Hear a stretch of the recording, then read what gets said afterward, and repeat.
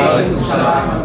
Om Santi Santi Santi Om. Namo Buddhaya. Namo Buddhaya. Salam kebajikan. Salam kebajikan. Salam sehat. Sehat selalu. Ibu Ros dan Pak Agus yang kemarin sudah bersama-sama Bapak Ibu dari Badan Aset melihat lokasi laboratorium kesehatan daerah gedung yang lama. Ada beberapa surat yang masuk untuk keinginan baik menggunakan lokasi kantor laboratorium di mana ada perpindahan kantor laboratorium dan ada satu unit yang masih terpakai.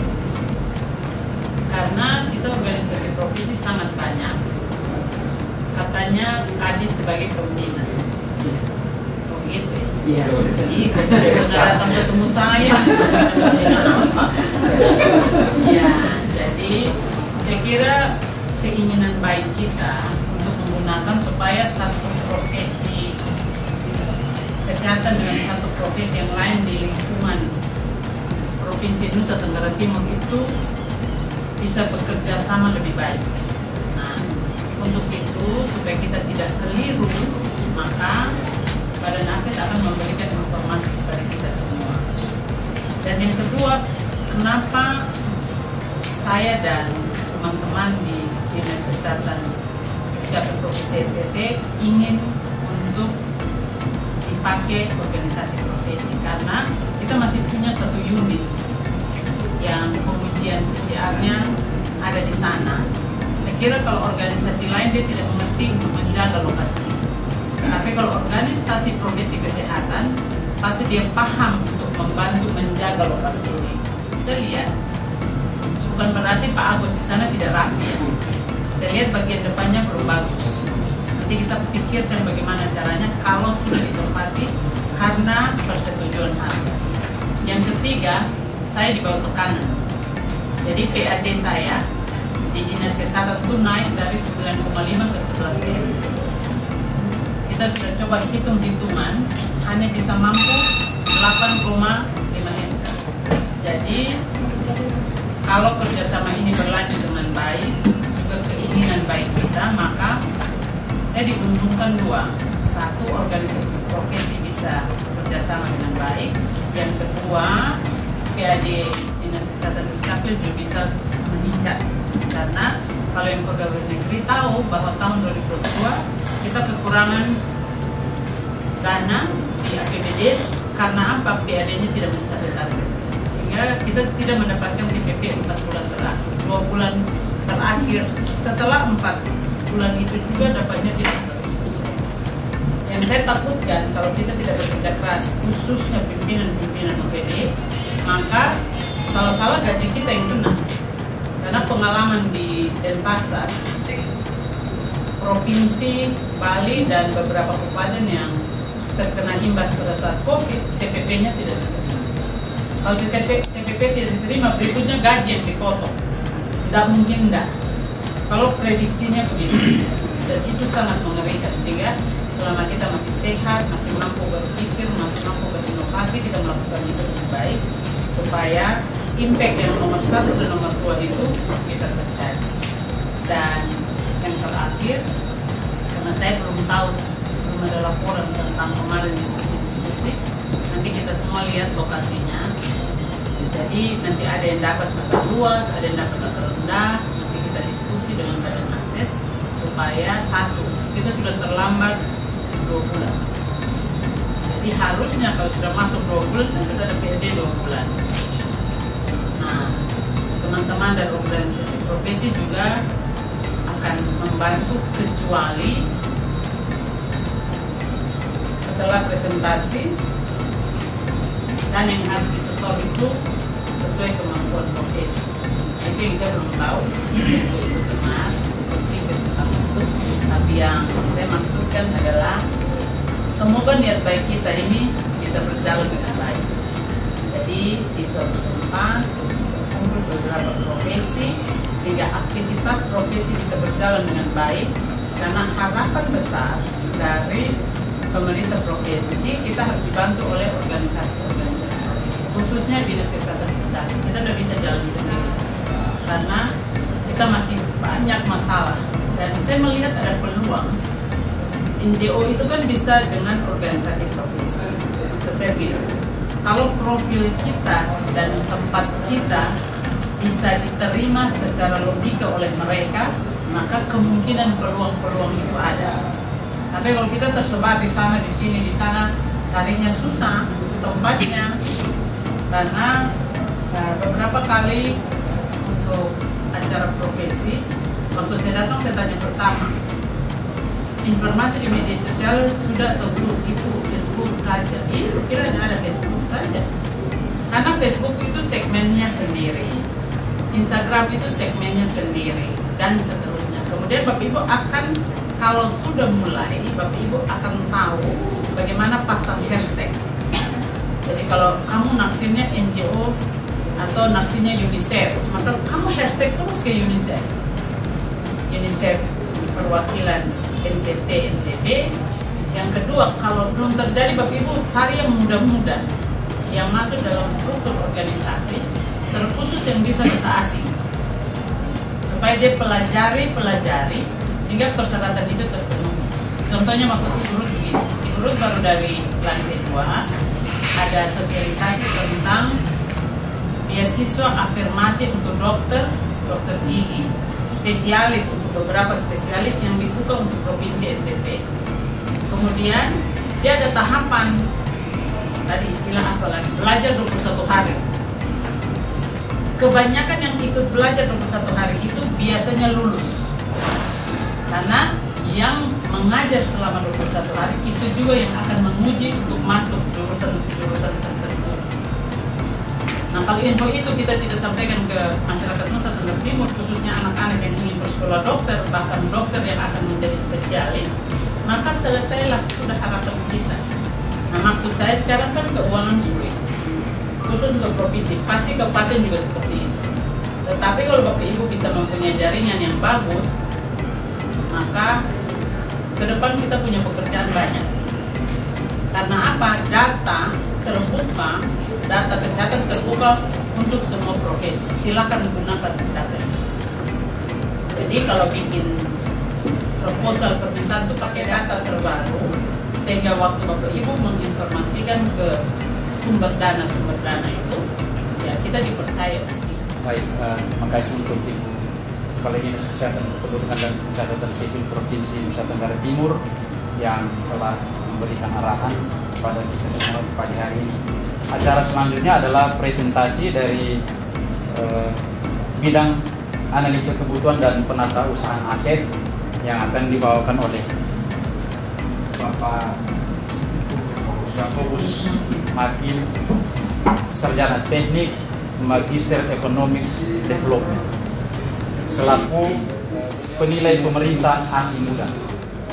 Kepada Bapak Jack dan tim kami silakan. Om Swastiastu. Om Swastiastu. Namo Buddhaya. Namo Buddhaya. Salam kebajikan. Salam kebajikan. Salam sehat. Sehat selalu. Baik Bapak Ibu yang terhormat, Kadis, mohon izin pada kesempatan yang baik ini kami menerima penugasan dari Pak Kaban. Semestinya pada saat ini saya didampingi oleh Kabid, cuman beliau anaknya sakit.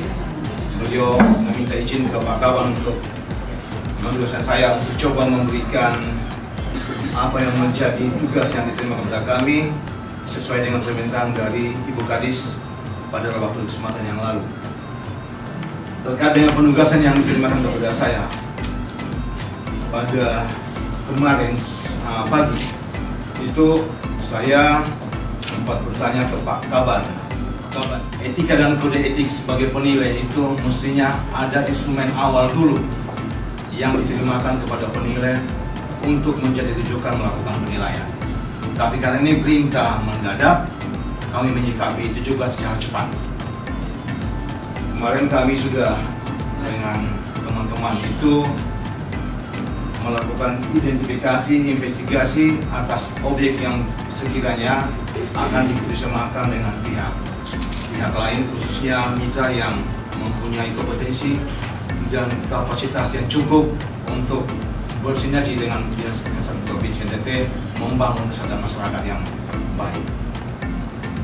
Penugasan yang kami terima sehubungan dengan itu, Bapak Ibu sekalian, saya sebagai penilai di Provinsi NTT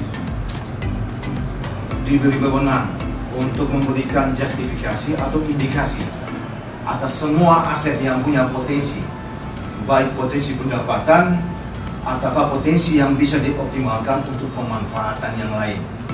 Itu tugas saya sebagai penilai di Provinsi NTT. Bapak Ibu sekalian, kebetulan saya mengambil mandat ini cuma sendiri, sedangkan aset yang dimiliki Provinsi NTT itu sangat banyak, waktu juga kami sangat terbatas. Makanya pada kesempatan ini kami sedikit mengadvokasi Bapak Ibu sekalian, terutama di unit pengguna, supaya apa, nanti kalaupun ada aset yang mau dioptimalkan itu segera bersuat cepat dan koordinasi secara berjenjang, supaya pada kesempatan yang baik kami bisa melakukan tindakan secara cepat. Provinsi kami, Bapak Ibu sekalian, itu di provinsi di Indonesia cuma kedua, itu penilai publik sama penilai pemerintah. Kalau penilai publik itu ada di kantor jasa penilai properti, sedangkan di pemerintah itu ada di KJPP, KPKNL dan Pemda. Kebetulan di NTT itu, Bapak Ibu sekalian, saya menerima mandat sendiri, bekerja tunggal sebagai profesi penilai, begitu ya. Nah, ini register penilai yang saya punya lisensi, jadi jaminan lisensi itu ini yang saya terima. Memberikan indikasi nilai itu ada 5 tahapan, Bapak Ibu sekalian. Jadi ada persiapan, identifikasi data, analisis, ekspor dan laporan. Hari ini kita ekspor, berarti sudah pada tahap yang keempat. Besok itu kita mulai dengan membuat laporan penilai. Nah, saya langsung di teknis saja supaya jangan panjang-panjang kata. Headline itu mengapa perlu dilakukan appraisal atau penilaian terhadap apa aset milik pemerintah daerah. Ini kenapa kok perlu? Kenapa tahun kemarin kok tidak perlu? Kok sekarang ini baru perlu? Itu pertanyaan. Kok tahun kemarin kok tidak? Hari ini kok tiba-tiba muncul harus ada penilai? Mau sewa saja harus ada penilai. Itu kenapa? Bapak Ibu sekalian. Pertama, saya berangkat dengan opini BPK atau pemeriksaan laporan keuangan kita, bahwa dari konteks penilaian laporan keuangan Pemda NTT itu yang bermasalah 80% di aset. Aset sangat bermasalah. Karena apa? Bukan uang tidak masalah. Uang itu jadi barang. Barang itulah aset yang dikelola. Ibu sekalian, ini supaya kita samakan seperti dulu, bahwa tujuan kita menilai itu pertama itu untuk apa? Menyusun neraca pemerintah daerah. Kenapa? Identitas kekayaan daerah itu ditunjukkan pada akuntabilitas pelaporannya. Kemudian apa? Pemanfaatan aset. Dalam konteks pemanfaatan, Bapak Ibu sekalian, itu hari ini konteks nilai wajar, bukan lagi nilai taksiran. Tidak ada kita bermain dengan nilai taksiran. Kayak di Pegadaian, Bapak Ibu sekalian, itu menaksir harga atau nilai emas. Kita bukan penaksir, kita penilai. Itu memberikan apa? Indikasi nilai wajar. Sekarang konsep nilai wajar apa? Apakah sama dengan nilai pasar? Beda. Nilai pasar bukan nilai wajar, tapi nilai pasar, nilai wajar mencerminkan nilai pasar. Gitu ya. Nah, ini konsep yang ketiga, tujuannya apa? Pendatangan barang di daerah. Kemarin yang keempat itu baru ini. Kegiatan rekonstruksi, rehab dan renovasi. Nah, ini kalau kita mau rehab gedung, mau rekonstruksi gedung, ya, mau renovasi, mesti dinilai dulu. Nilai itu pertama apa? Untuk memastikan kondisi pencatatan aset harus benar. Yang kedua, nilai sebelum dilakukan rekonstruksi atau renovasi itu pasti berapa. Supaya apa? Ketika nilai baru yang ditambahkan pada aset yang lama itu harus clear. Dulu kan cuma rai-rai saja. Mau rehab sudah, pokoknya kita di PDE bikin. Oh, kira-kira 1M. Belum tentu 1M bisa diterima. Makanya kalau di PDE kita bahas anggaran, pasti saya minta itu duluan. Mana hasil kajian teknisnya? Bahwa nilai rehab itu sekian, 100 juta. Mana bukti kajiannya? Kalau tanpa itu minta maaf, kami tolak. Kami minta klarifikasi lebih lanjut. Jadi sekarang kalau kita mau rehab itu, Bapak Ibu sekalian, jangan asal main tabrak, jangan asal main bongkar, hati-hati. Karena ada indikasi kehilangan nilai aset, itu konsekuensi tidak. Jadi Bapak Ibu sekalian, ini saya sedikit memberi pencerahan pada kami kita semua supaya apa? Dalam melakukan tata kelola aset di pemerintahan ini, marilah kita sama-sama berpijak pada peraturan ketentuan yang benar. Nah, kenapa Kemendagri itu mengamanatkan harus nilai? Jadi mungkin Bapak Babib dari profesi mau sewa kok kenapa harus pakai nilai? Tidak omong damai dengan Ibu Kadis langsung tawar harga jadi. Ini amanat undang-undang, begitu ya. Jadi bukan maunya Ibu Kadis, bukannya kami di bidang aset. Jadi kalau kita mau sewa, kita punya barang tempro, tapi Ibu sekalian itu paling kurang dekatkan ada 3 hal. Pertama itu optimalkan. Kita mau optimalkan kita punya aset. Untuk apa? Hasilkan PAD dulu. Kemudian optimalkan untuk bisa mendukung kegiatan pemerintahan. Terus yang menunjang tusi pada perangkat daerah yang berkenan. Gitu. Yang kedua itu kita dapat fasilitas tambahan. Jadi kalau ada perlakuan sewa dengan mitra, selesai sewa di atau di ending sewanya mungkin dia kasih kita barangnya. Ya kita bersyukurkan apa barangnya. Atau mungkin rusak sendiri diperbaiki. Kan kita dapat barang lain. Gitu ya. Kemudian mencegah tindakan yang tidak diinginkan. Kayak okupasi tanah, geser pilar sana sini, ada gedung yang dipakai untuk menjual. Banyak fenomena yang kita dapat di bidang aset itu. Kenapa? Kita juga salah dalam melakukan pengawasan secara berkelanjutan. Nah, sewa Bapak Ibu sekalian itu bisa untuk BUMN, BUMD, bisa swasta dan badan hukum lain. Saya kira unit profesi atau lembaga profesi ini kan punya lenasan badan hukum kan. Berarti dia masuk pada kategori yang bisa menyewa aset BUMN. Ya. Kemudian jangka waktu sewa, Bapak Ibu sekalian itu 5 tahun dan dapat diperpanjang. Tergantung dari lifetime-nya kegiatan. Kalau di investasi murni, Bapak Ibu sekalian kayak sewa untuk hasil pendapatan pada profit lembaga profit yang lain. Bank NTT saja kita suruh sewa. Bapak Ibu ke bank ke kantor gubernur, dia sudah pindah ke ruang sebelah kiri kantor depan itu. Itu saya hitung dari sewanya. Awalnya itu free. Sekarang tidak lagi free. Kita hitung dari sewa. Kemarin saya terpaksa hitung dari sewa. ATM yang pasang di dalam lingkungan kantor itu suruh sewa. Kafe rumah pohon sewa. Tidak free. Jadi semua itu tidak free. Gitu ya. Jadi nanti kalau Bapak Ibu sekalian ini berpingat untuk melakukan proses sewa yang panjang, itu 5 tahun dulu. 5 tahun dulu nanti Ibu Kadis evaluasi apakah bisa dilanjutkan pada tahap berikut 5 tahun lagi kedua atau close di 5 tahun akhir. Itu nanti tergantung dari unit pengguna melakukan evaluasi sesuai aturan main di dalam perjanjian sewa. Kemudian dari informasi yang saya dapati bahwa lembaga atau unit profesi ini itu awalnya dilekatkan di dinas kesehatan untuk mendukung juga tupoksi atau tusinya dinas kesehatan, tapi tidak mencari profit atau keuntungan yang gitu ya. Itu yang saya dapati itu. Nah, kalau lembaga tidak mencari profit itu saya kategorikan di ikatan sosial. Amanat Kemendagri itu masuk di kategori sosial. Ya. Jadi sosial itu lembaga atau unit teknis atau unit tertentu, entitas tertentu yang melakukan operatingnya tidak mencari pendapatan. Ya, mencari pendapatan. Nah, ini rules of thumb-nya itu kalau di kegiatan sosial Bapak Ibu sekalian ada yang namanya pemberian kompensasi atas nilai wajar ada. Nah, kegiatan sosial dimaksud Bapak Ibu sekalian itu ada kegiatan keagamaan, kegiatan kemanusiaan, kegiatan menunjang penyelenggaraan kegiatan pemerintahan dan kegiatan lainnya. Nah, saya bisa lihat itu ada di sini, di D dan E, ya, kemanusiaan dan penunjang penyelenggaraan kegiatan pemerintahan. Karena apa? Dia berkontribusi terhadap kesehatan masyarakat itu sosial. tapi dia di bawah pembinaan daripada Dinas Kesehatan Provinsi. Nah, itu ada stakeholder terkait. Jadi unsur pembina itu ada di Dinas Kesehatan Provinsi.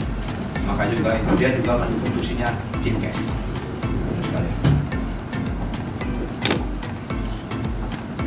Nah, di sini ada aturan main yang nanti didistribusikan masuk ke perjanjian sewanya, Bapak Ibu sekalian.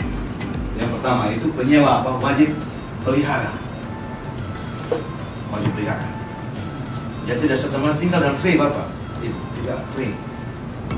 Kunci patah nanti kunci lampu untuk siapa? Nanti dibatasi di dalam konteks kontraknya itu pada kerusakan yang mana? Rusak ringan, sedang atau berat. Kalau rusak atas struktur yang berat, itu nanti pasti punya dengan dinas untuk sama-sama cari jalan keluar. Apakah nanti lekatkan ke aspek belanja modal di dinas atau cari upaya lain, gitu ya. Tapi kategori rusak ringan, kayak kunci patah, kacanya adalah satu pecah. Ya tolong Bapak Ibu sekalian itu ganti. Gitu. Cat-cat, ya sudah dicat sendiri, gitu ya. Kemudian kaitan dengan pembuatan partisi, karena di sana itu secara struktural itu dan kapasitas pembagian ruangan di sana itu cukup, ya. Ada 4 ruang besar di bawah dan 1 aula besar di atas. Nah, di sana saya belum tahu bahwa nanti yang minat untuk melakukan penyewaan itu berapa entitas, saya tidak tahu. Berarti tidak cukup informasi kemarin. Nanti kita berkembang di diskusi, saya tunjukkan nanti di landscape-nya. Ya. Yang penting kita pahami dulu bahwa ada aturan main yang kita sama-sama sepakati. Sewa harus bayar, sewa harus pelihara. Jadi pada kesempatan ini Bapak Ibu sekalian, tolong nanti kita mendesain cara mengelola aset ini. Karena apa? Di sana masih ada entitas Dinkes yang melekat di sini. Jadi tidak semua gedung ini kita lepaskan ke pihak lain. Ya, jadi cuma satu, itu yang gedung satu ini saja. Itu gedung kantor Dinkes. Sedangkan yang lain ini itu masih ada di bawah tanggung jawab pengguna. Pengguna itu Ibu Kadis. Nah, kalau masih ada di tanggung jawab pengguna, ada terjadi kerusakan yang berarti atas aset ini tanggung jawab pengguna. Begitu. Ya. Kecuali kita sudah close dari pengguna, semuanya kita lepaskan ke pihak lain. Itu sudah beralih tanggung jawab atas tata kelolanya. Tapi tidak menghapus satu asetnya. Ya. Jadi mau tidak mau kita harus lakukan di sini pengamanan dan penjagaan atas keberlangsungan aset ini. Di situ ya. Kemudian ini kondisi visualisasi yang kita cover kemarin dari struktur bangunan. Itu kemarin saya nilai kategori itu pada tingkatan 83,6% kondisi baik. Kondisi baik. Cuma saya tidak tahu karena nanti peruntukan pisah dari Dinkes, Letkes itu ke entitas profesi ini apakah merubah utilitas ruangan ataukah tidak merubah, memakai pada kondisi apa adanya saja, gitu ya. Itu nanti berpengaruh kepada pertama itu aktivitas di dalam. Semoga kalau ada 45 yang masuk di dalam situ itu semua punya hubungan yang baik. Tapi kalau satu yang lain itu clash, konflik, nah ini butuh partisi. Nah ini kami jaga sampai di situ.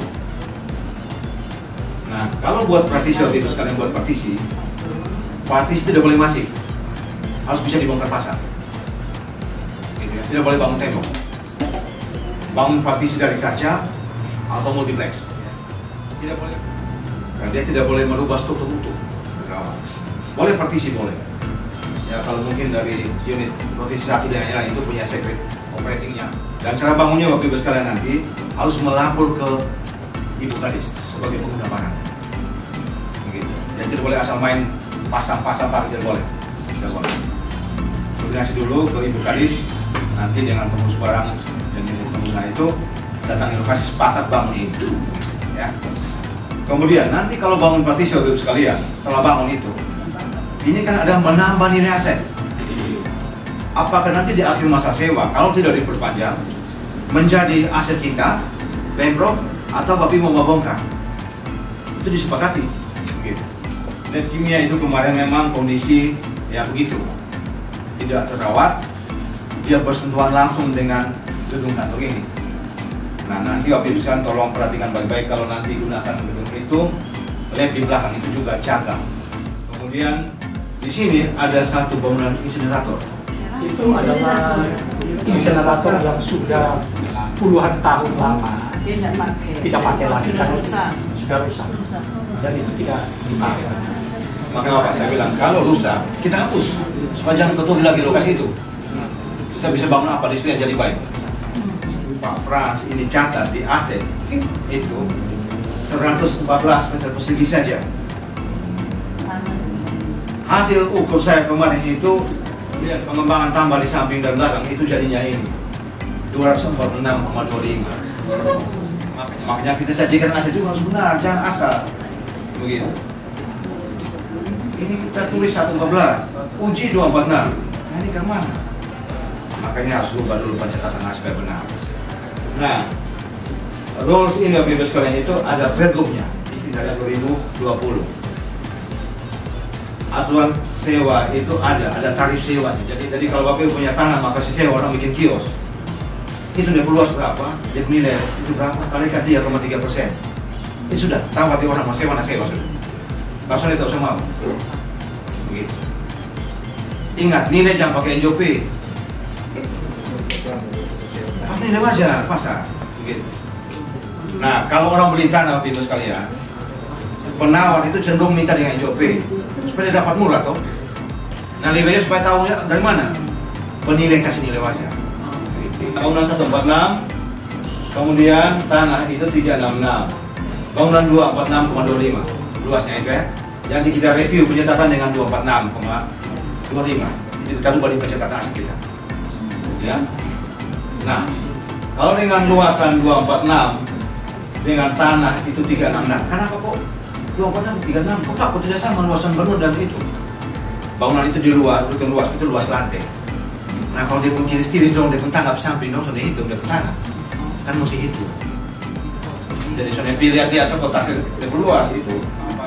Bapak-bapak yang sudah memohon ke Kadis itu lembaga profesi yang berhubungan dengan dinkes.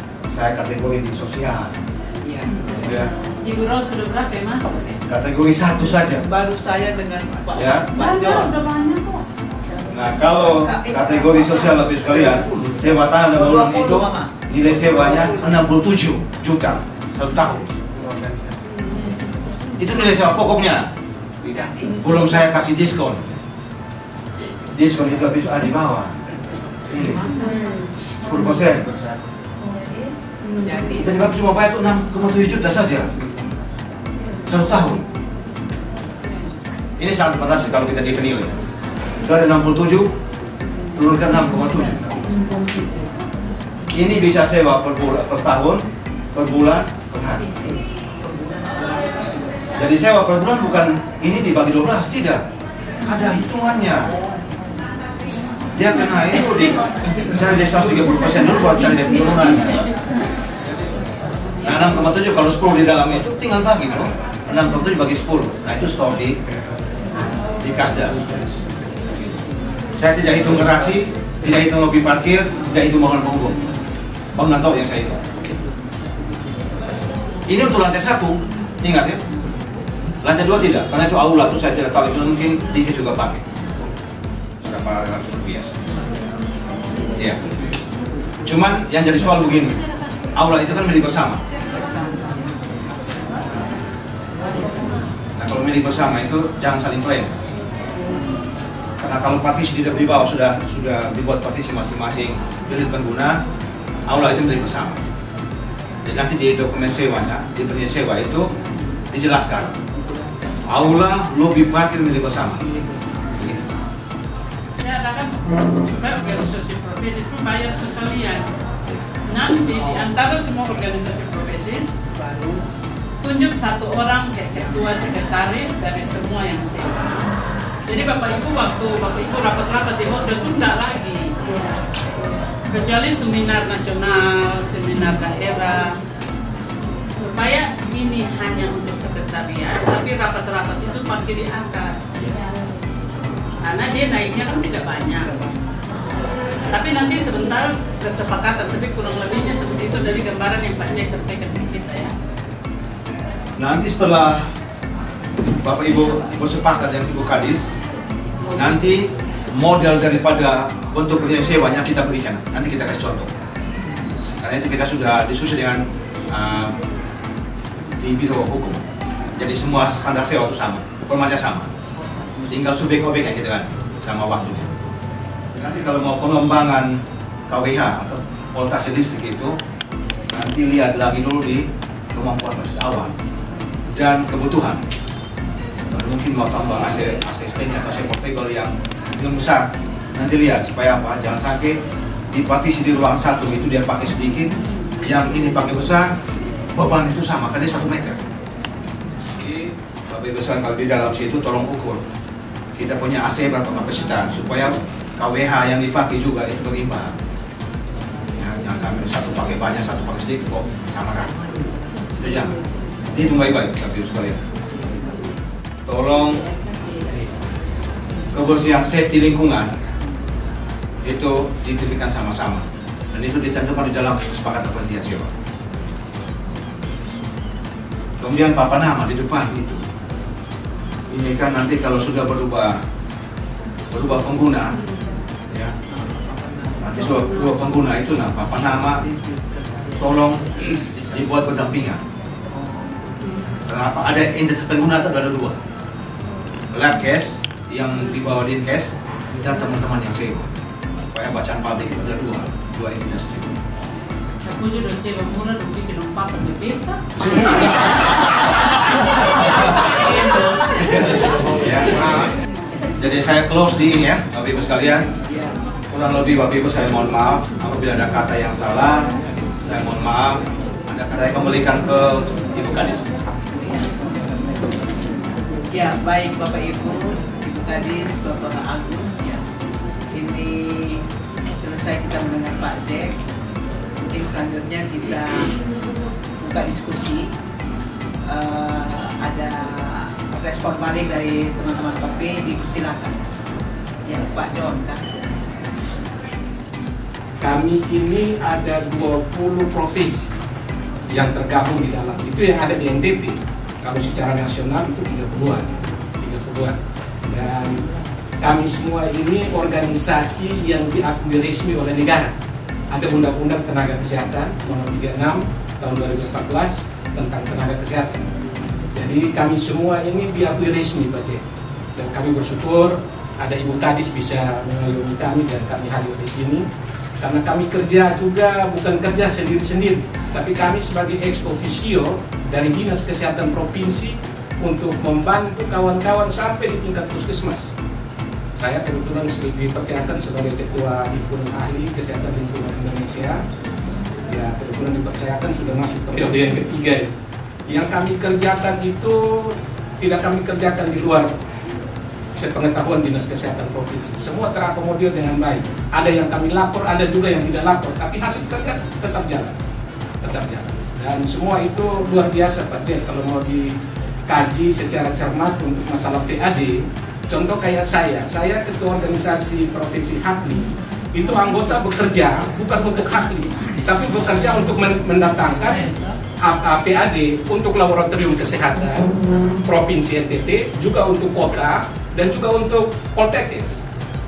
Jadi teman-teman diajar untuk mengambil sampel, terus nanti akan berkoordinasi dengan laboratorium, kemudian dengan lab Kesling Kota Kupang, dan juga ada di Kabupaten Kota. Tetapi kalau mendengar apa yang disampaikan oleh Ibu Kadis tadi, kita mau untuk berkolaborasi, terkoordinasi dengan baik, maka saya kira itu yang kita harus wujudkan nanti untuk ke depan. Dan saya minta Ibu Kadis, kami organisasi profesi, karena kami walaupun masih dibayang-bayang, tapi ada organisasi ada pengurus yang sudah terbentuk dengan nilai yang tadi disampaikan oleh Pak Jack. Saya kira itu tidak terlalu mahal bagi kami. Kami bisa hanya saja untuk membagi 20 organisasi profesi untuk menempati siapa di bagian mana, siapa di mana, itu yang kami harus diskusi. Kami harus diskusi supaya tidak terjadi nanti besok memang kalian cuma 6 juta, tapi untuk penyetorannya ini yang mungkin itu nanti akan jadi kendala. sehingga kami harus berdiskusi secara intens, sehingga ketika kami menyampaikan kepada Ibu Kadis bahwa kami siap, kami setuju, Pak Jack tidak hanya pantau monitor kami lewat setoran-setoran kami. Itu yang perlu kami sampaikan. Yang berikut, Bapak Ibu, memang kalau kawan-kawan kami seperti PPNI ini luar biasa. Mereka punya gedung permanen sudah ada. IBI juga dibayang-bayang katanya sudah sementara, sudah beli rumah, tinggal sekarang sementara proses. Nah, yang 18 ini yang belum ada sama sekali. Kalau kami sekretariat kebetulan di Poltekkes, di rektorat, di bagian belakang ada asrama, satu ruangan itu Pak Direktur zaman Pak Jeffrey itu memberikan ada MOU-nya dan kami pakai. Tapi kalau ini kami setuju sudah pakai, berarti kami harus pindah untuk bergabung dengan teman-teman. Oleh karena itu mungkin nanti setelah selesai ini saya nanti dengan teman-teman OP kami diskusi secara intens untuk bisa menjawab, menyampaikan kepastian kepada Ibu Kadis. Tapi pada prinsipnya kami akan terima itu. Dan secara jujur Ibu Kadis, kami organisasi profesi mohon dukungan untuk kami tetap dipantau, dimonitor, supaya kami bekerja juga tidak bekerja di luar seperti biasanya, tetapi yang seharusnya, artinya sekecil apapun kegiatan yang kami buat, kami harus lapor supaya bisa dipantau, dimonitor. Ini lebih banyak itu ada di rumah sakit, dari dokter ahli sampai dengan teman-teman yang lain. Dan saya kira untuk sementara dari saya Ibu Kadis dan Pak Jack, terima kasih. Saya kembalikan itu. Yang dilakukan karena sesuai dengan aturan.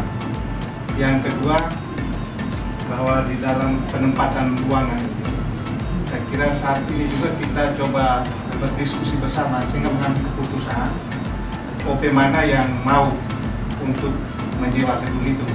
Karena kalau 18 OP tapi mungkin saja ada OP yang mungkin tidak mau, dan kita tahu sekarang supaya mereka bisa dari aset ini melakukan partisi karena ada desainnya sehingga kita bisa tahu. Setelah sekian yang masuk yang berkeinginan baru kita bagi, karena pasal-pasal kontrak itu akan ada poin-poin yang harus masuk, plus yang tadi Bapak Ibu ya 1-2 kali mesti rapat bersama dalam hal pemeliharaan supaya jangan sampai 1.001, karena ingat bahwa kalian tuh tidak menguntungkan.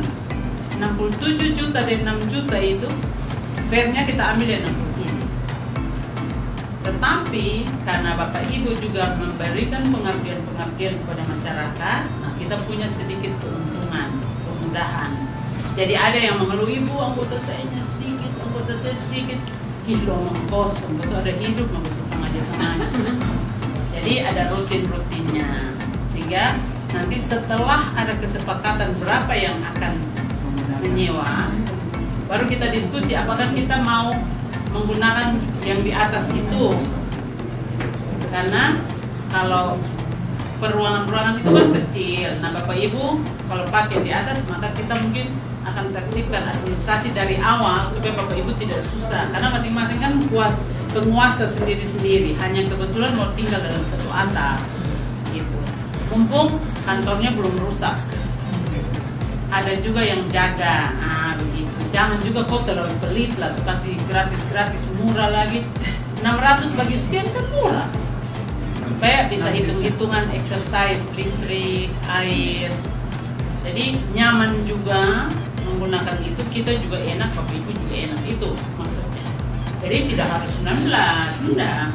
Organisasi profesi independen kok.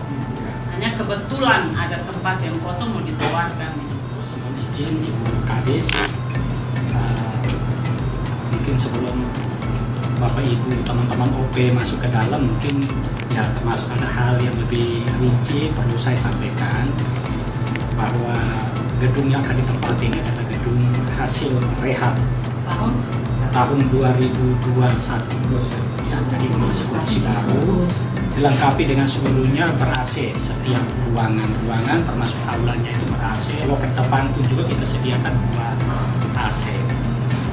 Nah, pada saat waktu kami menggunakan ruangan itu juga adalah untuk kegiatan administrasi. Komputer kami itu mungkin sekitar 6 unit yang ada di sana, itu juga artinya semua itu diangkat. Dan meterannya juga itu meterannya terpisah dari meteran-meteran yang laboratorium ruangan yang lain. Jadi terpisah. Dia hanya satu meteran khusus untuk yang administrasi yang nanti akan disewakan ini. Jadi dia tidak bercampur dengan yang lain.